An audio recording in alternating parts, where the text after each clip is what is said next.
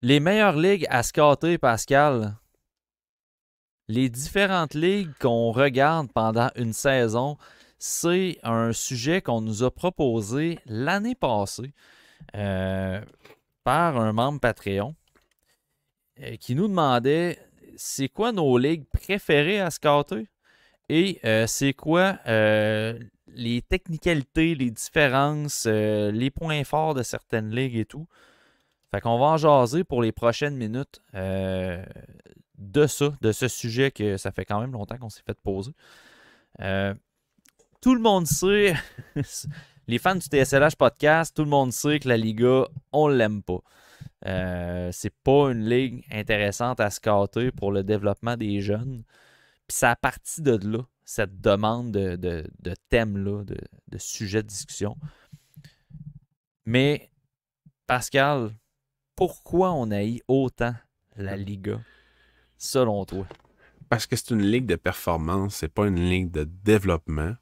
Puis la plupart des joueurs, quand ils sont utilisés dans cette ligue-là, ben c'est 6 minutes, 5 minutes, 4 minutes, 8 minutes, des fois 10. Quand t'es 12, t'es comme, oh, vraiment content. Mais la plupart du temps, c'est vraiment en bas de 8 minutes. Puis en bas de 8 minutes, là, évaluer un espoir, c'est vraiment tough, sauf si tu le projettes comme un joueur de troisième trio, comme Aminao, mettons, que c'est un joueur de milieu d'alignement peut-être potentiel, qui a été vraiment bon en Liga, puis il faisait jouer en Liga. Mais c'est le fun. Quand un joueur joue 15, 16, 17 minutes comme Samuel, comme Constantinius, ou comme Aminao, si je me trompe-tu avec un autre, c'est Aminao qui jouait, Lenny Aminao, qui jouait à son repêchage en haut assez... En tout cas, bref, ce joueur-là, qui joue dans la Liga, tu sais, 15 minutes, 16 minutes, mais tu sais, tu peux l'évaluer comme n'importe quelle autre ligue. C'est bien parfait. Mais la plupart du temps, c'est des temps de jeu ridicules comme Emile Hemming. C'est un joueur que tu peux peut-être espérer qu'il joue sur le deuxième trio d'une équipe à cause de son tir, à cause de l'aspect offensif. Mais il a été utilisé comme grinder par TPS. Un gars qui drop la rondelle dans le fond, qu'il faut qu'il utilise son physique. Mais c'est pas juste ça. Lui, il utilise son physique pour créer de l'offensive puis il se fait la place avec son tir. Mais dans la Liga, il était pas capable de faire ça parce que c'est une équipe qui joue la trappe.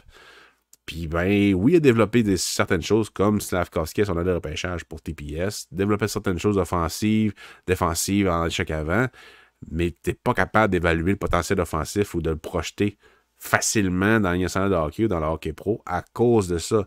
Puis la CHL est pas si loin que ça non plus en termes de j'aime l'évaluer ou non. C'est juste que la Liga, le jeu qui est là, c'est pas un jeu moderne, c'est un jeu défensif, pas si serré que ça, c'est pas physique, c'est pas des attaques qui vont utiliser leurs défenseurs non plus, sauf pour juste tirer dans le tas. C'est pas très créatif comme ligue. C'est pourquoi que je l'aime pas beaucoup, sauf pour certains types de joueurs, mais il faut que ça soit, faut que c'est quasiment que les étoiles soient alignées, là. Tanné d'être considéré comme un clic sur les réseaux sociaux. Informe-toi surtout sur hockey.com. Avec TSLH, t'es pas juste un clic, t'es un lecteur. Tout sur hockey.com. Tanné de payer ton Internet trop cher? eBox est là pour toi. Avec le code promo PM1736, sauve 25$ sur ta prochaine facture. ebox.com. Tanné de passer 12 heures à ton barbecue pour faire fumer ta viande? Visite barbenoire.com pour consulter toute la gamme de produits d'ici livrés partout au Québec. barbenoire.com. Tanné des pubs? Abonne-toi au Patreon de TSLH pour des épisodes livrés d'avance, sans pub et pour du contenu espoir exclusif et personnalisé. Patreon.com/TSLH podcast. Bon podcast. Les technicalités de la Liga au niveau des contrats là, pour la Ligue nationale, Pascal, c'est-tu sensiblement la même chose qu'avec la SHL? C'est-à-dire il y a des clauses opt-out qu'on appelle en anglais, des clauses échappatoires que les joueurs peuvent signer des contrats NHL malgré le fait qu'ils sont sous contrat avec la Liga? Faut que ce soit des choix de première... des choix de première ronde, tu peux les faire jouer dans la HL. Comme Stalinis, je pense qu'il n'y avait plus de contrat de toute façon. Là. Mais comme ton Stalinis qui avait encore un an de contrat, si je ne me trompe pas, au pire, aller demander à Marco D'Amico, qui est... je fais de la pub, là, mais il est vraiment meilleur que moi là-dedans.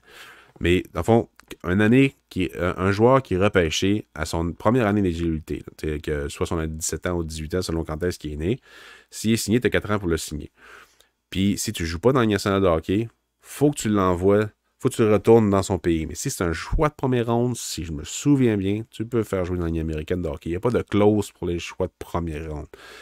Mais généralement, c'est assez rare que les équipes vont faire ça, sauf sous quelques exceptions, comme Jiri Kulich, comme Konstantinos cette année. Parce que c'est pas une... Oui, c'est une ligue de développement, là, la Ligue américaine de hockey, mais à 18 ans, c'est difficile de jouer dans cette ligue-là. C'est pour ça que Fabien Lucel n'a pas joué dans AHL à sa première année. Il a joué dans le hockey junior canadien, puis qui est venu après ça dans la Ligue américaine de hockey. Mais qu'un joueur comme Jiri Kulich, qui est sur 200 pieds, qui a vraiment un style 200 pieds, que tu peux le faire jouer là. Mais pour la Liga, tu as 4 ans pour les signer, pour ne pas perdre leurs droits, quand ils sont repêchés à leur première année d'éligibilité. Puis selon quand est-ce que... Mettons Petteri Nurmi, là, il y avait, je pense qu'ils ont eu 2 ou 3 ans pour le signer, puis ils ne l'ont pas fait. Là. Fait que, je pense que c'est 2 ans, parce qu'il était quand même assez vieux quand ils l'ont repêché. Mais ça, ce genre de choses-là, ça ne sert pas à grand-chose à savoir, parce que généralement, c'est juste des joueurs qui ne font jamais de club. De le savoir par cœur, ça ne sert à rien, tu vas chercher au pire. Là. Mais c'est ce que 4 ans, ça, il faut vous mettez dans la tête. Puis pour les clauses de retour dans leur ligue, pour les choix de première ronde, si je me souviens bien, c'est pas là. Pour la majorité des ligues. Pour la KHL et tout, c'est différent. Alright. Autre ligue d'Europe. Cette fois, on se tourne vers la SHL, la ligue suédoise de première division en Suède. Moi, personnellement, une des ligues, en fait, on va y aller SHL, mais on descendra aussi les catégories qu'on aime regarder. Là. Ouais. Moi, la SHL, j'adore regarder les espoirs de cette ligue-là. Je trouve que c'est un niveau qui est compétitif. Je trouve que c'est un niveau qui s'approche de la Ligue américaine sans le niveau de physique, de jeu physique dedans. Au niveau de la rapidité et au niveau du système de jeu, j'aime ça. Je trouve que c'est axé sur le talent individuel plutôt que la Liga qui est plus dans le but de tuer le talent individuel. Ouais, c'est sur le mouvement de la rondelle. C'est vraiment basé sur le mouvement. Puis, je déteste la Allsvenskan qui est juste en bas, qui est la deuxième ligue de deuxième division, si on veut, que c'est une ligue adulte, mais oui, la défunte Sway 1. Sway 1. C'est l'appellation Hockey DB. Mais la Allsvenskan, je trouve que c'est quand même soft pareil. C'est une ligue, oui, adulte. Il y a des choses, il y a des contextes à retirer de ça, mais c'est pas une ligue qui est tellement le fun à regarder. Mais la G20 est vraiment le fun à regarder aussi au niveau de la Suède. Malheureusement, on n'a pas toujours les meilleurs footage puis les meilleures caméras pour regarder ça s'améliore, mais non. Sports Contract, là, mais c'est vraiment un calibre le fun à regarder. Souvent, les joueurs qu'on découvre par la bande, ça vient de la G20. Ouais, c'est ça. Tu sais, moi, la SHL, pour les défenseurs, c'est plus difficile que pour les attaquants parce qu'il y a beaucoup de place. Donc, comparativement à la Liga, parce que la SHL, c'est vraiment des grandes patinoires. La Liga, c'est plus grand qu'en Amérique du Nord, mais il y a quand même... c'est moins grand que la SHL. SHL, t'as beaucoup d'espoir. Fait que t'as des joueurs comme Mathias Norlinder, mettons, comme en Allsvenskan ou bien en SHL, qui vont être hyper bons en défensif parce que justement, leur temps de réaction n'a pas d'importance parce qu'il y a beaucoup de place. Mais que tu arrives en Amérique du Nord, puis là, c'est pas mal plus difficile. Fait que c'est de faire la différence. C'est ça, la difficulté en SHL, c'est OK, ce défenseur-là, est-ce que son efficacité provient de la grandeur de la glace puis de l'espace ou provient du fait qu'il scanne bien, qu'il a une bonne prise d'information puis une bonne exécution? T'sais, Adam Engstrom, je le disais dans mes textes, lui, son son exécution qui est bonne, c'est le patin, mais c'est sa force, sa rapidité d'exécution, puis le fait qu'il n'y avait pas besoin d'un grand espace pour faire ses décisions puis ses bonnes actions. Puis on l'a vu en pré-saison. Ça y a pris un match et demi d'adaptation, puis après ça, il était correct quand même. Puis il est correct pour jouer dans la ligne américaine, selon moi. Mais de faire cette évaluation-là, c'est pas toujours facile. Pour les attaquants, ça dépend dans quel programme qu'ils sont. Il y a un peu comme la Liga, des fois, ils vont jouer 8 minutes, 7 minutes, 5 minutes, puis c'est un peu tannant. Ça dépend des clubs, par exemple, Rogla. Rogla, ils vont souvent utiliser, mettons, pas l'année passée avec Simon Zetter, mais il y avait un assist de bon club l'année passée. Rogla, là, ça n'a pas été super bien toute la saison, ça marchait pas. L'équipe était bonne, mais ça marchait pas tout le temps. C'est rien qu'en série que là, ils ont fini par gagner, malgré le fait qu'ils n'étaient pas pendant toute la meilleure équipe, parce qu'ils ont commencé à jouer de la bonne façon. Mais souvent, ils vont utiliser leurs jeunes défenseurs, surtout en bonne quantité. Fait que il y a plusieurs équipes. Orebro aussi, qui est le fun à suivre dans tous les programmes. Qui est quand même le fun. C'est un pays qui est le fun à scouter, la Suède. Mais la G20 nationale, c'est comme, faut que t'en prennes, faut que t'en laisses, là, parce que c'est comme moi, Oscar Villette, OK, mettons, là, OK, je redrop ce nom-là. Là. Il faisait un peu ce qu'il voulait, l'année passée, mais il faut quand même que, si, mettons, je l'avais juste scouté dans la G20 nationale, il n'aurait jamais été dans ma première ronde, parce que j'ai dit, bon, ben, OK, il fait ce qu'il veut, il fait ce qu'il veut avec Nordlund. C'est vraiment facile pour lui. Là. Mais j'avais vu dans SHL, j'étais capable de dire, OK, il est quand même capable de faire les petits détails, de jouer défensivement, de s'impliquer physiquement, même si c'est pas facile, puis de faire l'effort, même si ça ne produisait pas d'offensive. T'sais. Fait que souvent, la SHL va servir à ça. Ils vont jouer genre 10-15 matchs à un minute assez réduit. Puis là, ils vont être ramenés dans la G20 nationale, puis là, ils dominent. Fait que faut comment tu fasses la part des choses, de l'évaluation, c'est un tout. C'est pas juste 2 matchs en haut, puis 20 matchs en bas. Non, c'est vraiment... le plus possible, tu le regardes en haut, puis après ça, tu le regardes dans le contexte en bas, puis tu fasses un tout dans l'évaluation. Puis là, cette année, il a fait un match, il y a eu un hat-trick dans un de ses matchs, c'est comme, mais j'espère que ça va continuer cette année, là. Mais, c'est ça. Fait que c'est un challenge, ce pays-là. Puis, tu sais, j'ai Simon Snake, OK, pour le nommer, là, ça me dérange pas, Simon Boisvert, là, Simon the Snake. Il va souvent, mettons, dire que les ligues européennes, c'est difficile à évaluer parce que justement, que ce soit en série, en pré-saison ou en saison, c'est pas un contexte de Ligue nationale de hockey. Mais moi, personnellement, c'est ce que j'aime. C'est de faire la projection, de faire la comparaison entre le junior canadien, entre le NCAA puis le programme américain, la USHL, puis la Russie, la SHL, puis les autres pays d'Europe, la Finlande et tout. C'est ça qui est fun. C'est pour ça qu'on fait ça. Parce que tu fais ta liste pour faire des comparaisons entre les ligues, fais ta projection. C'est ça le fun. Fait que, oui, c'est difficile, mais si tu en écoutes des matchs puis que tu aimes ça faire ça, c'est pas une épine dans ton pied. C'est un atout. Avoir une bonne connaissance des ligues, c'est important. Mettons, je donne un exemple, la Finlande, leur système junior, le U20, la SM Saria, je pense, U20 oui. Que ça s'appelle. Moi, je trouve que la G20 est meilleure et plus le fun à regarder que la SM Saria en Finlande.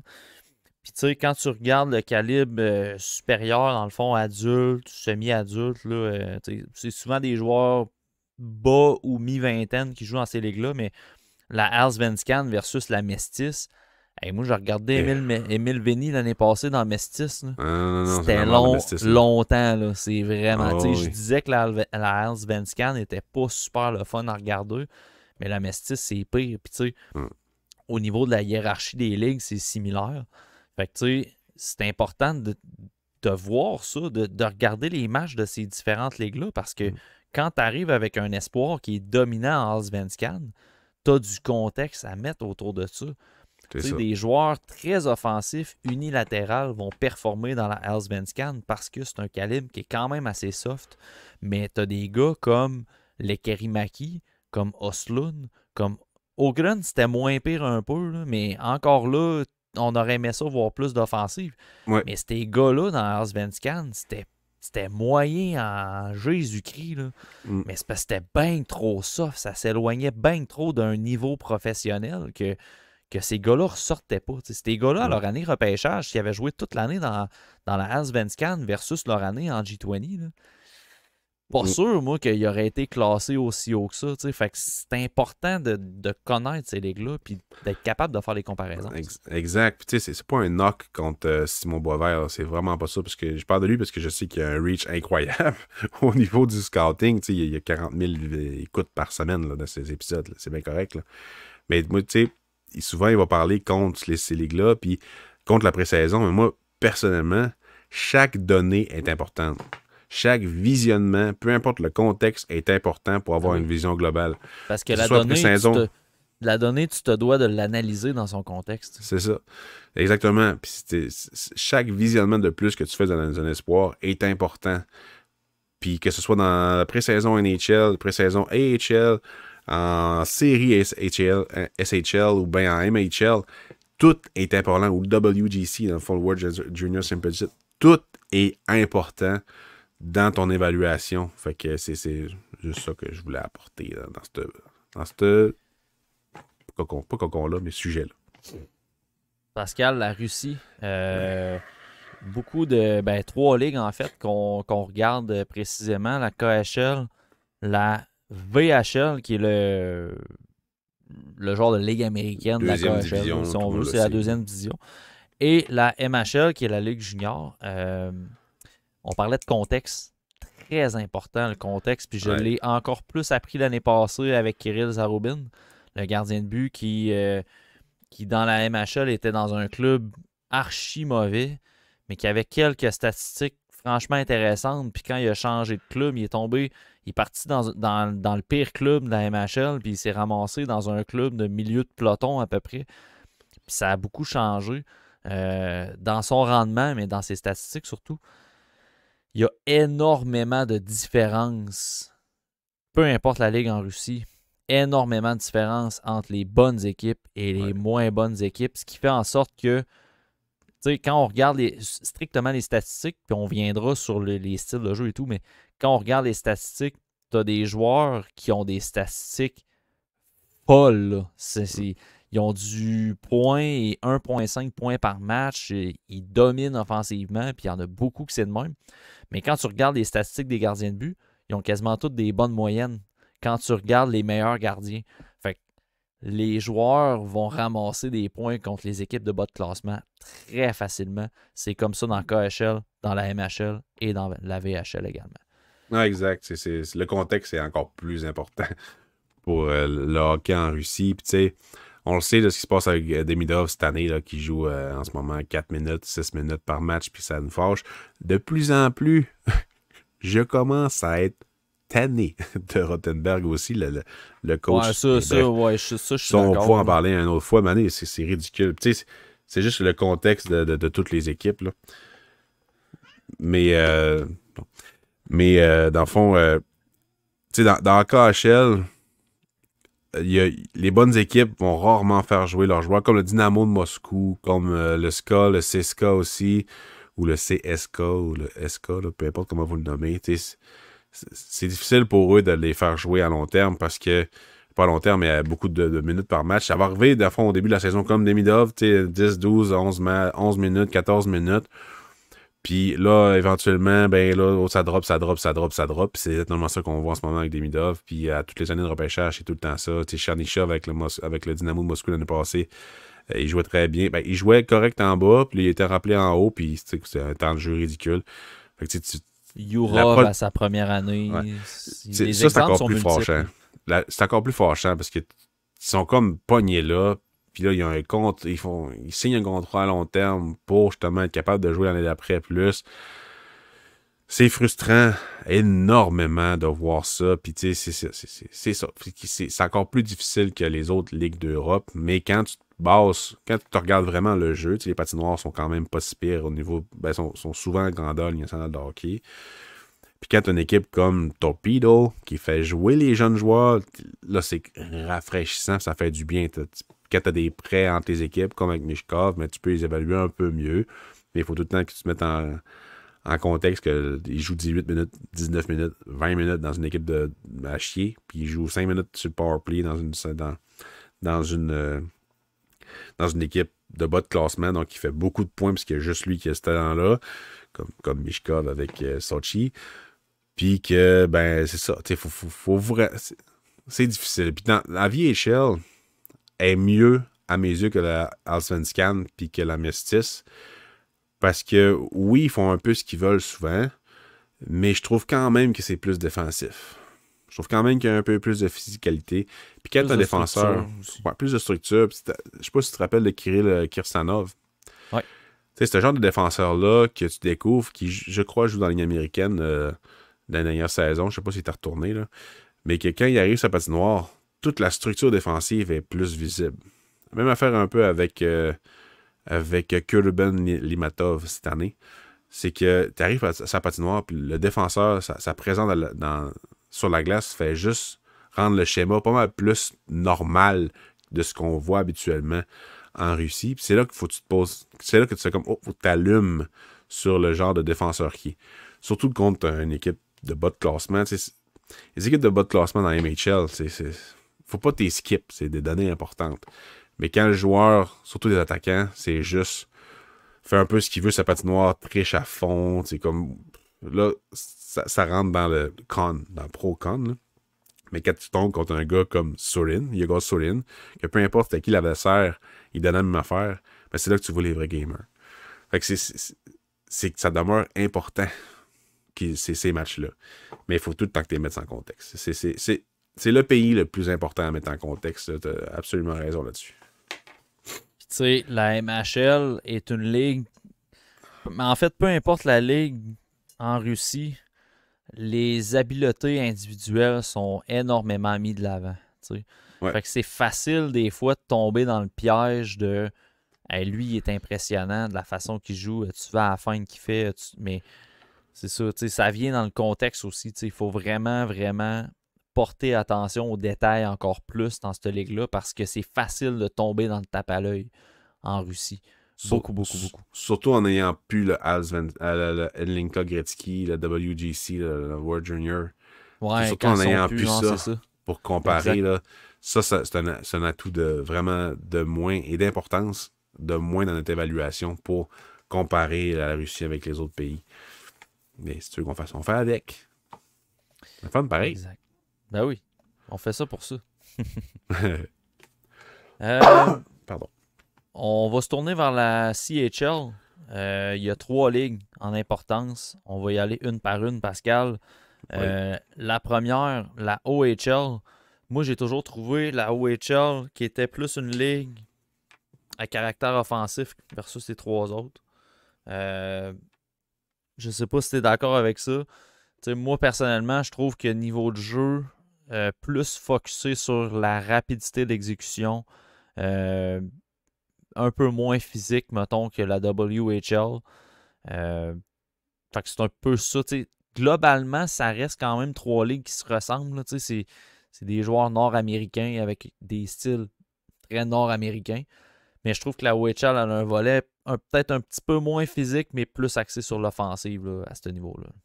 Ouais, puis je trouve que mettons que le style de jeu, c'est un des plus proches de la Ligue nationale de hockey. Pas en termes de rapidité et tout, mais en termes de style de jeu, de comment construire l'offensive, comment jouer défensivement. Je trouve que c'est elle qui a moins de compromis entre les deux, mettons. Contrairement à la LHJMQ, que des fois c'est un peu n'importe quoi. Puis la WHL qui devient, oui, elle est physique, mais devient de plus en plus très, très, très européenne dans sa façon d'avoir des équipes vraiment mauvaises puis bonnes. Là. Je trouve que la disparité entre les équipes là, devient un peu problématique au niveau de l'évaluation, mais demeure une de mes ligues préférées à regarder, la WHL. Mais la OHL, c'est ça. C'est une ligue très professionnelle. Surtout quand tu regardes les meilleures formations comme London année après année, qui est très, très, très, très, très, très, ça coche au niveau du développement, puis des espoirs. À chaque année, il y a des espoirs qui surprennent dans cette équipe-là parce que justement, ils se font entraîner de la bonne façon. Là. Mais ça, la OHL, je pense qu'il n'y a personne qui peut parler nécessairement contre cette ligue-là. Pendant la pandémie, c'est sûr, ça a été difficile parce qu'ils n'ont pas joué. Fait que ça a eu un impact sur plusieurs années. Là, on commence à se libérer de ça. Fait qu'il y a ça qui est vraiment fait. On est pas mal libéré. Fait qu'il y a ça qui est vraiment bien. On revoit l'impact de cette ligue-là dans le repêchage qui recommence à être la ligue principale. Donc, puis c'est pas pour rien. Là. Ils ont vraiment un bon programme. Non, c'est ça. Le junior. Ça a toujours été une des ligues avec le plus de joueurs repêchés en première ronde. Ouais. Puis généralement, de facto, la ligue qui a le plus de joueurs repêchés tout court. Là. Mais la WHL commence à avoir quand même des bons prototypes de joueurs offensifs présentant des gabarits. Puis ça va dans le moule que la Ligue nationale veut aussi. Là. Ouais. Fait que c'est juste que le nombre est peut-être un peu moins élevé. Le bassin est peut-être un peu moins élevé de joueurs de qualité. Ouais, le territoire est plus large, mais le bassin est moins élevé, en effet, pour la WHL. Puis souvent, mais ils vont jouer en BCHL ou en AGHL pour aller jouer aux États-Unis. C'est pas un plus. Au Québec, ça arrive, mais dans l'Ouest, encore plus. Ça, on va revenir sur cette entente-là. Ça a sorti cette semaine, là, mais on va y revenir, mais c'est ça. Puis tu sais, pour la WHL, avais-tu d'autres choses à rajouter concernant cette ligue de l'Ouest-là? La ligue qui a toujours été catégorisée comme, tu veux repêcher des bœufs de l'Ouest, tu check dans WHL, tu vas en trouver un, c'est sûr. Mais ça, il y a de plus en plus de gars offensifs qui jouent là. Ça, je pense que c'est une des ligues les plus divertissantes, je crois. Parce qu'il y a de tout. Il y a de l'offensive, il y a du physique, ça se bat encore. Donc, puis on a eu plusieurs très, très, très, très bons joueurs. Savoy, Geeky, là, t'as McKenna qui est là, t'as eu Bédard. Lindstrom. Il y a des joueurs de très haute qualité qui sont développés dans le WHL. Puis je pense qu'il n'y a personne qui peut. Les 3 ligues canadiennes sont excellentes là, pour développer des joueurs. Oui, la LHJMQ, ça a été difficile dans les dernières années. C'est un cycle. C'est sûr que c'est l'elle que j'aime le moins dans les 3. Puis je suis pas le seul. Là. On voit bien dans le repêchage que le bassin de joueurs est un peu plus difficile à être. Il relue un peu moins que les autres, mais. C'est un cycle, on espère que ça va reprendre de bon bord. La LHJMQ, le problème, c'est qu'on développe trop tard. C'est toujours ça. On développe des bons joueurs de 19-20 ans, mais il est trop tard pour le repêchage. Fait que, on développe pas. On veut gagner. C'est ça. Fait que, moi aussi, c'est de la CHL, c'est la dernière ligue, malheureusement, que j'aime regarder. Cette année, peut-être que l'intérêt va revenir avec les Gabriel Daigle, les Andreas Raka, il va y avoir Émile Guité, Caleb Desnoyers également, Alex Ouhang. Il y a plusieurs espoirs. Justin Carbonneau aussi qui a un super bon début de saison. Il y a beaucoup d'espoirs de la LHJMQ. Oh oui. Quelques gardiens également intéressants à suivre. Fait que, on a comme une belle cohorte cette année pour peut-être renouer avec la LHJMQ. Mais je trouve que moi, personnellement, la OHL, je la trouve, c'est un style de jeu très offensif. Il y a du jeu physique, là, on s'entend. Là. Il y en a pareil. Là. Mais c'est de l'exécution rapide. Puis en WHL, c'est de l'exécution rapide aussi, mais tu n'as pas le choix de te lever à la tête parce qu'il y a quand même des gros joueurs, ça joue physique. Oui, il y a des bagarres aussi, puis c'est même pas un facteur, honnêtement, pour dire telle ligue est meilleure. Là. Mais quand, après ça, dans nos cycles de scouting, moi, ce que je fais des fois, c'est que je regarde les match-ups, je regarde les joueurs que je veux regarder, puis j'y vais un peu par ligue, là, fait que, comme là, présentement, là, j'ai regardé des matchs de la OHL aujourd'hui. Là. J'ai regardé Saginaw, j'ai regardé Erie, j'ai fait des game reports un peu. Mais là, ça s'en vient, là, la LHJMQ. Là, je vais regarder la WHL après, puis là, je m'en viens dans la LHJMQ après, puis tu le vois tout de suite. Tu vois tout de suite la différence, que c'est moins physique, les jeux, des fois, ça peut être plus décousu quand tu regardes des 3e, 4e trio. Il y a plus de jeux juniors. C'est vraiment beaucoup. La différence, c'est plate parce qu'on ne veut pas nécessairement cracher sur ce qu'il y a dans notre cours. Mais quand tu regardes ce qui se fait ailleurs, quand on regarde la MHL, on va en venir avec la USHL, la NCAA. Mais quand on regarde les ligues juniors ailleurs, en Europe et tout, la LHJMQ, on tire de l'arrière quand même assez souvent dans le calibre que ce qu'il offre sur la patinoire. T'sais. Mais au moins, c'est identifié. T'sais. Le système, ce problème-là est identifié. T'sais, on le sait tout, qu'il y a un peu de retard au niveau de la LHJMQ, le développement des joueurs et tout. Et là, j'espère juste que, à ce temps que je suis identifié, puis qu'il y a des propositions qui sont faites, j'espère juste que ça va être adopté, puis qu'il y a plusieurs affaires qui vont être développées pour améliorer le produit, pas de la SGMQ nécessairement, mais toute l'arborescence du hockey au Québec. Mais ça, pas grand-chose qu'on peut faire pour ça, mais on espère juste que Stéphane Auger va avoir un impact positif. Parce que je comprends Jocelyn Thibault quand il a démissionné. Il y a plein de propositions, puis c'est un mur. Si tu veux qu'on fasse. Fait que, on n'est pas là-dedans. Moi, plutôt, on n'est pas là-dedans, mais on fait juste parler du produit fini, puis l'évaluation par rapport aux autres. Ben, le produit fini est peut-être un peu moins là. C'est pas déplaisant à regarder jouer, là. Vraiment pas. Moi, je suis content qu'elle joue au Centre Georges. J'aime ça regarder ce hockey-là. Mais c'est juste. Quand on regarde dans une optique Ligue nationale, c'est différent. Moi aussi, si j'allais voir les Remparts à titre de partisan, puis je serais content d'encourager mon équipe. Puis le joueur, le troisième trio, il fait un but, je suis content, c'est cool, c'est le fun. Mais quand tu regardes avec un œil un peu plus d'observateur, puis que tu veux faire des listes, puis ou que tu es recruteur ou peu importe, je veux pas parler pour les recruteurs, là, mais il faut que tu prennes en considération tout ce qu'on vient de dire. Puis c'est ça. Plein d'équipes qui n'ont même pas de scout à temps plein pour la Ligue. C'est plate, là, comme constat. Mais cette année, peut-être qu'il va en avoir, là. Parce qu'il y a quand même des très bons joueurs, mais c'est ça qui est ça. Puis tu sais, je fais une analogie. Ceux qui ont joué dans le hockey organisé, dans le double lettre et tout, tu sais, ben là, c'est plus dans la région de Québec, l'exemple que je vais donner, là, parce que dans la région de Montréal, je connais pas le système, mais tu sais, au hockey, quand tu allais jouer contre des équipes de la Beauce, puis des équipes de la région un peu plus, tu sais, moi, je suis vraiment Québec, là, mais quand tu allais jouer contre des équipes de la Beauce, tu savais que tu allais te faire brasser parce que les gars étaient tous plus gros. Ils étaient tous plus rapides. Ils étaient tous plus matures physiquement. Puis effectivement, on se faisait brasser. Puis j'ai l'impression que c'est exactement le même principe quand tu regardes la LHJMQ puis ailleurs, ce qui se fait au pays. Tu sais. Puis oui, on va là, je sais, je le vois venir en commentaire. On va me sortir l'argument que la LHJMQ performe très bien à la Coupe Memorial, mais tu n'évalues pas la force d'une ligue par une équipe. C'est la force de l'équipe. Aussi simple que ça. Si les 20 meilleurs joueurs de ta ligue sont dans la même équipe, ben c'est sûr que cette équipe-là, elle va être très bonne. Mais nous, on est ici à parler en général, la puissance d'une ligue. Puis oui, l'écart entre la WHL, les meilleures équipes et les moins bonnes équipes, il est quand même assez prononcé. Mais le plafond de la LHJMQ et le plancher de la LHJMQ est peut-être un petit peu plus proche, mais le plafond de la LHJMQ est très loin de la WHL, à mon avis. Ouais, c'est ça. C'est juste ça.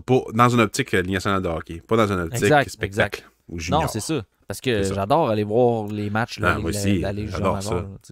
Même s'il n'y a plus de bagarre. Ouais, ben ça amène genre des chafourés avec les gants, puis c'est ridicule. Ouais, c'est ça. Mais c'est pas grave. C'est comme. Tu sais, moi, mon équipe préférée, c'est aussi Canadien. Mais les Sags sont vraiment pas loin. Tu sais, c'est Sags Détroit, c'est comme vraiment pas loin. Fait que j'ai du fun, sa galerie de presse, mais il faut que je garde ça en dedans. Pour me faire sacrer dehors.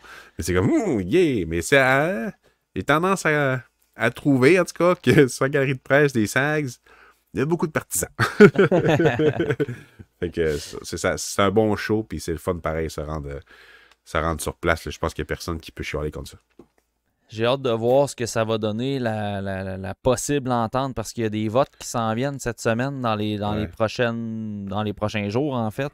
La NCAA et la CHL pourraient remodeler leur entente parce que présentement, un joueur qui quitte la NCAA pour aller jouer dans la LHJMQ ou qui quitte la USHL tout court pour aller jouer dans la CHL perd son admissibilité à la NCAA. Je donne un exemple. Zachary Morin évoluait dans la USHL récemment, a décidé de quitter sa formation et il appartient aux Sea Dogs de Saint John. Michael Lalancette rapportait qu'il y avait des chances qu'il se retrouve à Saint John, mais depuis ce temps-là, il n'y a rien qui se passe. Il n'y a rien qui se passe parce qu'il est commit. Dans le fond, il il y a comme une entente avec l'Université de Boston pour jouer dans la NCAA avec eux.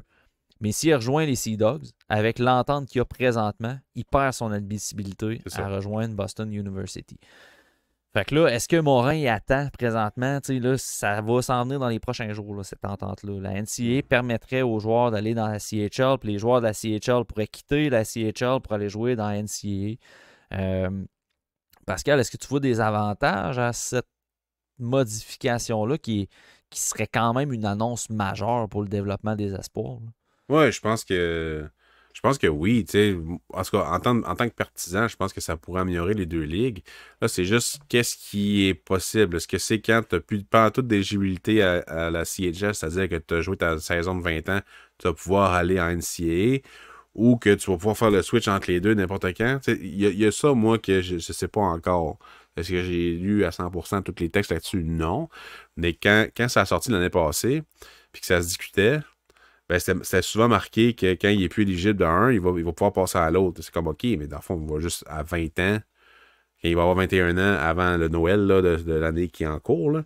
Comme mettons que j'ai 21 ans en novembre, je peux plus jouer dans la CHL, mais il faut que je vais pouvoir jouer dans la NCAA. Ou si tu as 18 ans, tu vas pouvoir passer d'une ligue à l'autre. Là, ça, c'est quand même assez positif. Puis c'est surtout pour les joueurs, je pense que ça a un gros point positif. Parce que, tu sais, les vedettes, peu importe ce qui arrive avec les vedettes des différentes ligues, ils vont pas mal tout le temps où qu'ils veulent. Sérieusement, là, pas mal tout le temps où qu'ils veulent. C'est-à-dire, ils se font repêcher. S'ils veulent jouer vraiment dans la ligue CHL, mais ils vont y aller.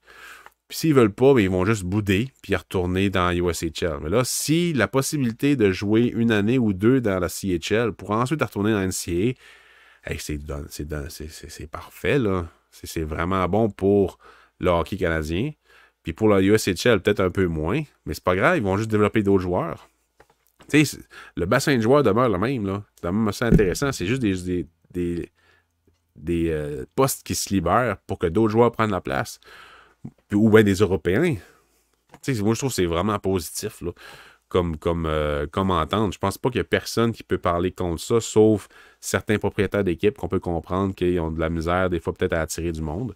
Mais ils vont se revirer de bord puis ils vont aller chercher dans d'autres bassins. Fait que je pense pas que c'est négatif pour n'importe qui. C'est juste c'est quoi les critères que tu peux passer d'un bord à l'autre. Ben, c'est juste ça que je me pose comme question. Je pense que la CHL pourrait être gagnante parce que tu as des joueurs qui jouent en NCAA présentement qui sont pas voués à être repêchés, ils jouent sur un troisième trio dans la NCAA puis sont là un peu coincés avec leur commitment pendant 4 ans alors qu'ils pourraient augmenter leur valeur dans la CHL puis peut-être se retrouver dans une 5e, 6e, 7e ronde de la Ligue nationale au repêchage. T'sais. Fait que ça pourrait être gagnant pour ces espoirs-là.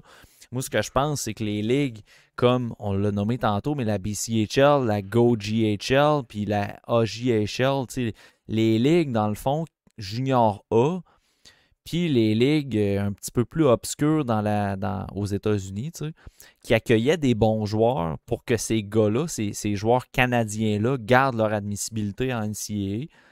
Dans le fond, comme Carl Makar, puis Bradley Nadeau, d'ailleurs. Logan Sawyer. Logan Sawyer, c'est des gars qui jouaient dans ces ligues obscures-là pour conserver leur admissibilité à jouer dans la NCAA. Là, ils n'auront plus besoin de faire ça. Bradley Nadeau aurait pu jouer une saison à Rimouski, puis après ça, aller à l'Université du Maine, puis après ça, signer son contrat avec les Hurricanes, fait pas l'équipe, retourne à Rimouski. C'est des choses. Il y a plus de latitude, je trouve, pour les espoirs dans cette entente-là. C'est ce que je trouve intéressant. Ouais, même pour les Européens, il y en a qui auraient pu jouer, mettons, dans la SHL, mais ils auraient pu jouer dans Liga. Puis ils exigeaient de rester en bas pour garder leur éligibilité à jouer dans NCAA l'année d'après.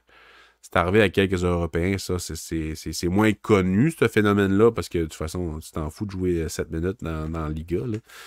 Mais il y a quand même quelques noms que c'est arrivé, là, que dans le fond, qui restaient en bas, puis ils ne jouaient pas nécessairement beaucoup en bas parce que ça sert à rien de développer un joueur qui s'en va.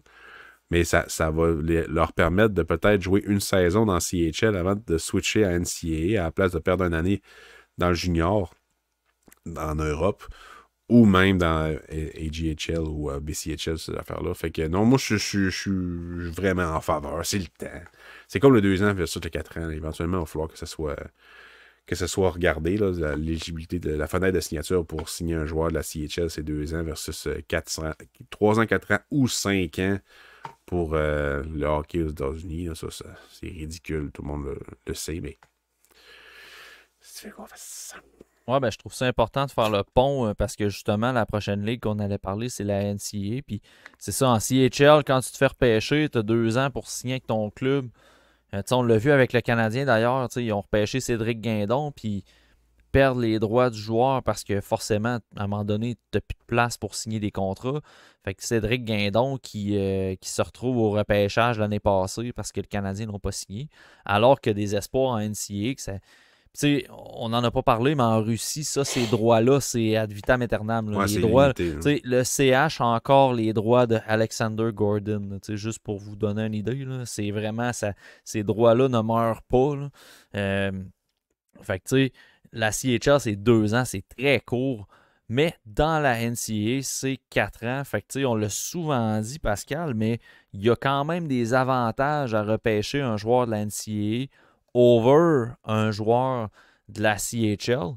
Fait que, tu sais, dans un premier temps, est-ce que la NCAA est une meilleure ligue que la CHL pour un espoir à cause de cet avantage-là, mais aussi au niveau du talent? Puis, tu sais, c'est quoi ton appréciation aussi des matchs qu'on regarde en NCAA?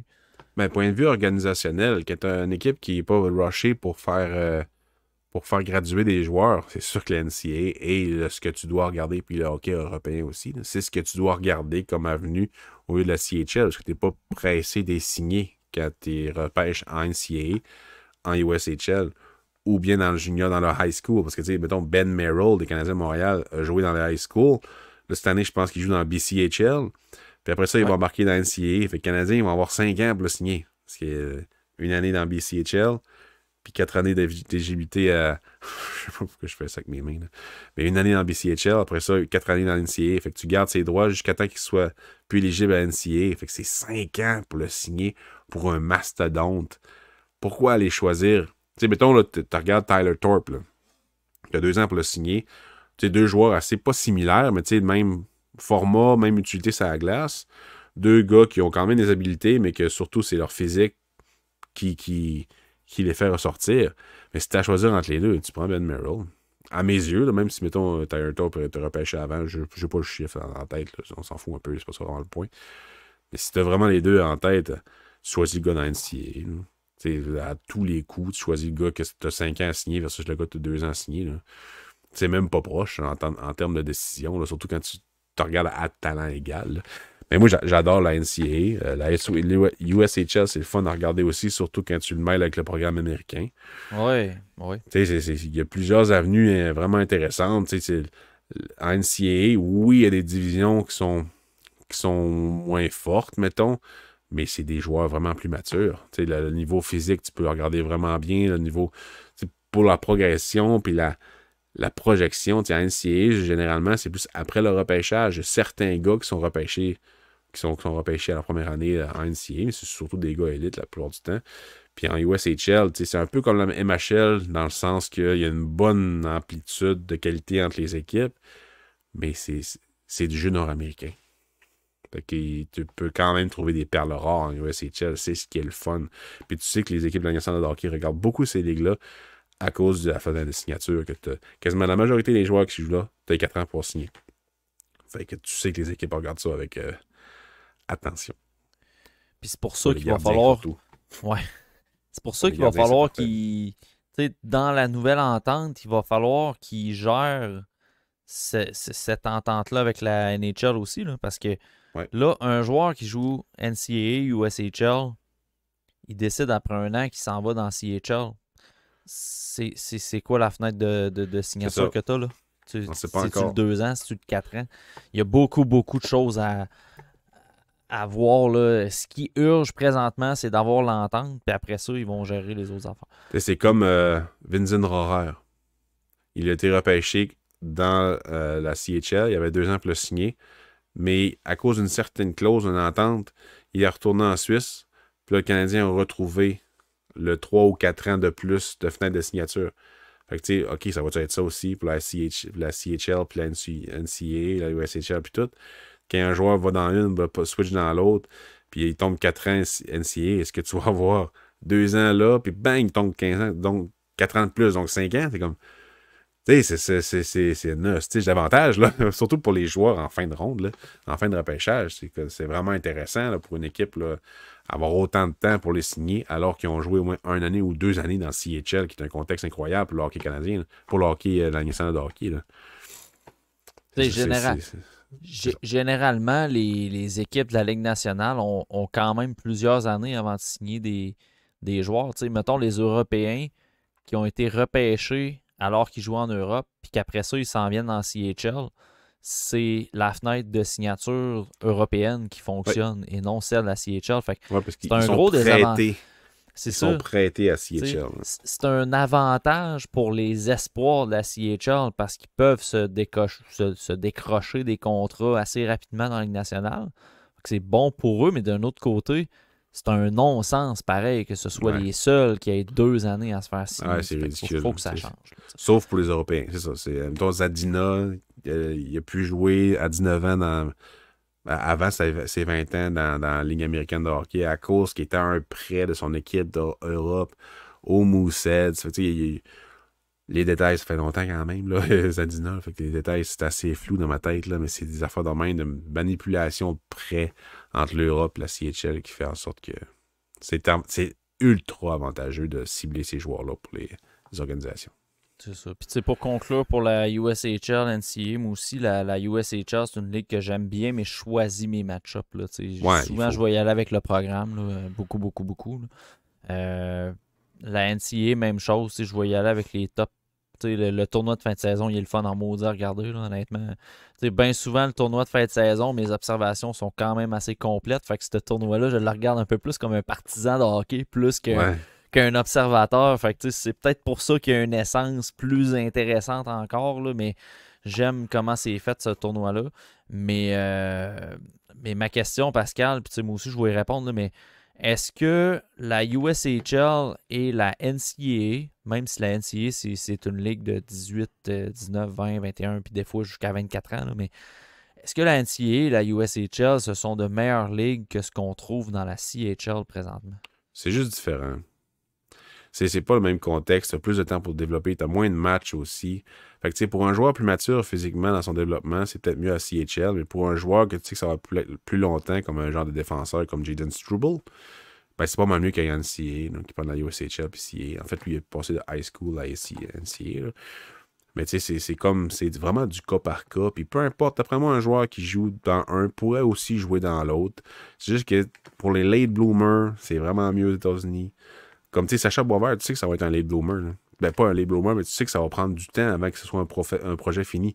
Fait qu'il passe 2 ans, 3 ans en NCAA, c'est bien mieux que de rester avec les Sags ou whatever en CHL. Tu sais, je comprends sa décision, puis il faut l'accepter. Là, tu sais. Fait que non, il n'y a pas un meilleur chemin que l'autre à mes yeux.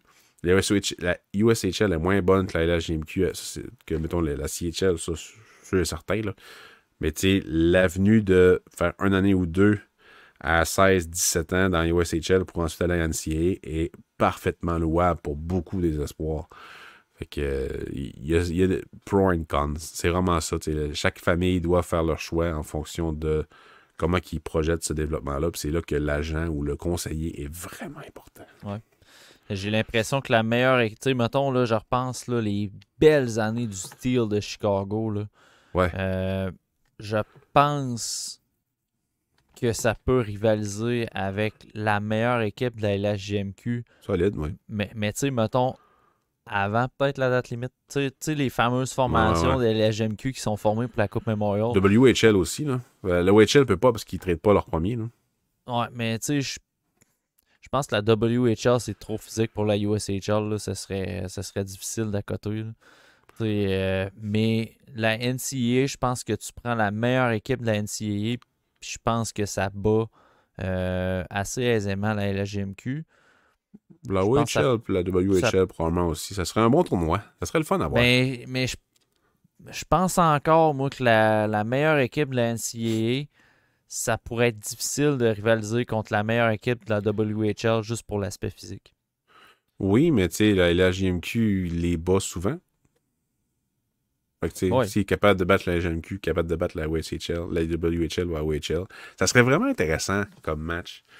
Surtout là, on va avoir les meilleurs espoirs américains versus les meilleurs espoirs de la CHL. Ça va déjà donner un petit aperçu. Ben, c'est pas des gars de 23-24 ans comme la NCAA. Mais tu sais, Non, Boston College puis BU versus... Medicine Hat. Ouais, Medicine Hat. ou ben, ça, en tout cas, contre les Knights de London. Ça serait fun déplaisant. Ça serait bon. Ouais, ça serait fun. Mais ça serait quand même... Peut-être qu'avec la nouvelle entente, ça va être des choses possibles. Peut-être. On verra. Je pense que c'est pas mal les dernières ligues qu'on peut parler. On pourrait parler aussi de la Norvège ou la Suisse. Écoute, mais la Norvège, ça dépend de l'année. C'est comme... Même la République tchèque cette année, c'est tout le temps, il y a un ou deux espoirs qu'on peut regarder. Mais c'est vraiment ciblé comme évaluation. Fait que ce qui est le fun de la DEL, la Ligue d'Allemagne, il y a beaucoup de joueurs nord-américains. Slovaquie, République tchèque, il y en a vraiment moins. La Suisse, il y en a beaucoup. Fait que c'est vraiment du cherry picking dans ton évaluation. Puis c'est de la grosse projection. C'est vraiment difficile. Les deux extra-ligas, Slovaquie puis Tchéquie, c'est même pas proche de la Ligue américaine. Puis d'après moi, mettons une équipe de milieu de classement de la extra-liga se fait battre par n'importe quelle équipe de la WHL, de la OHL, de la GMQ avec du talent, pas les équipes de fond de classement. C'est ça. Mais non, c'est pas super fort, là, honnêtement. Là. J'ai aimé la Norvège l'année passée, mais ça demeure quand même un calibre très européen, très similaire aux extra-ligas. La Swiss League puis la DEL, c'est deux ligues sous-estimées, je pense, en termes de talent. C'est quand même le fun à regarder, ces ligues. C'est nord-américain.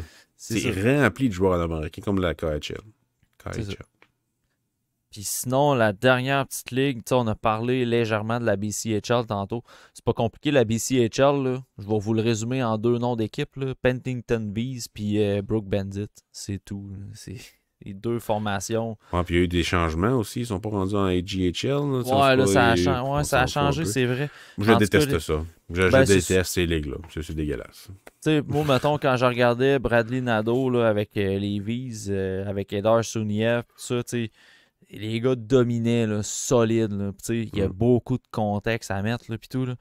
Mais c'est ça. C'est pas. Puis c'est encore pire dans les prep schools. L'année passée, je me suis amusé à scouter Shattuck pour aller voir Will Zellers, Riker Lee qui est admissible cette année. Puis là, il y en a un autre qui m'échappe. C'est. Voyons, je m'en rappelle pas. En tout cas, bref. Je l'aimais bien en plus, cet espoir-là. Ça me fait chier d'oublier son nom. Un gros joueur de centre. 6 pieds 12. Là. Mais en tout cas, bref. Il y a, ouais, ben Dean Letourneau, mais c'est pas lui que j'ai en tête. Là. Non, je sais, mais cette année, je parle un peu.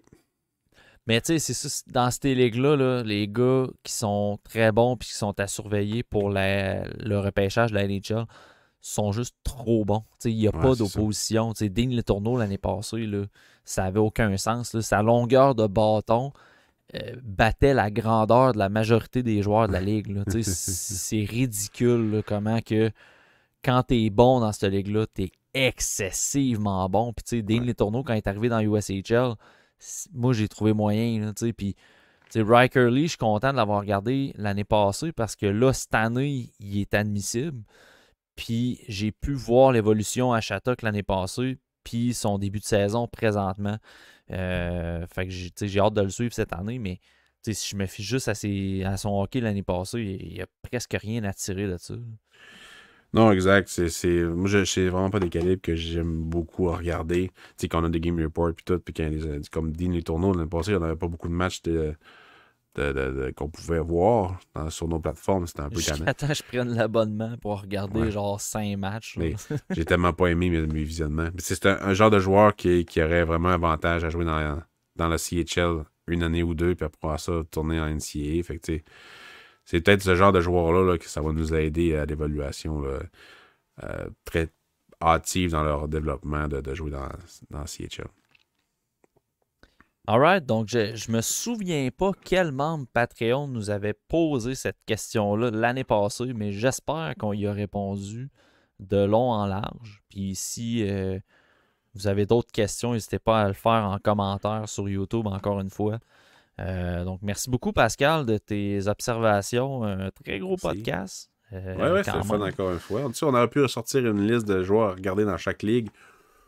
Mais ça, on va le faire en cours de saison. Là. Ça prend, je pense pas Ah, que c'est ça. Parce qu'on va évidemment faire notre liste préliminaire, que ça va être début novembre, milieu novembre. Ouais, début novembre. Probablement mi ou début novembre. Ça dépend quand est-ce que Seb est disponible. C'est les disponibilités aussi, qui sont... mais habituellement, c'est dans ce coin-là. Fait que ça devrait sortir. Les Game Reports continuent à être produits. Fait que on s'avance tranquillement pour sortir nos premières listes. Yes! Donc, merci à tous d'avoir été au rendez-vous, puis on se revoit dans un prochain épisode du TSLH Podcast. Salut tout le monde.